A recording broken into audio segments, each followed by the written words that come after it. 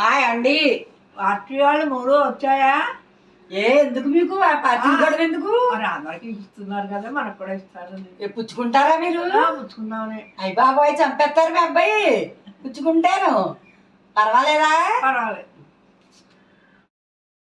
ఉండండి, అలా అయితే పిల్లకి ఫోన్ చేసి కనుక్కుంటాను వాళ్ళు కానీ ఇచ్చారేమో అని. హలో, చెప్పమ్మమ్మా. నమ్మలేదటే. అమ్మ పని చేసుకుంటుందమ్మమ్మా. ఏమిటో పార్టీలు వాళ్ళు మీకు అలా పట్టుకొచ్చి ఇచ్చారా? ఇచ్చారమ్మమ్మా. ఒక్కొక్కరు 2,000 ఇచ్చారంట. అమ్మ నాన్న మీద పడుతున్నారు.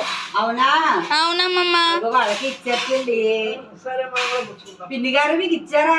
ఇచ్చారండి. చంద్ర ఇచ్చారండి. అయ్యి బాబోయ్ అందరికి ఇచ్చారట. అయితే మనకే ఇవ్వలేదు కాబట్టి ఎందుకు ఓటేద్దామా వద్దా?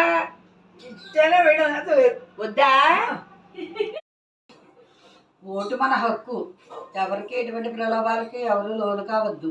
మీకు వెళ్ళిన తర్వాత ఎవరు బాగా చేస్తారు, ఏ ప్రభుత్వం వస్తే మనకు బాగుంటుందో ఆలోచించుకుని మీ ఓటు హక్కుని నిజాయితీగా వినియోగించుకోండి.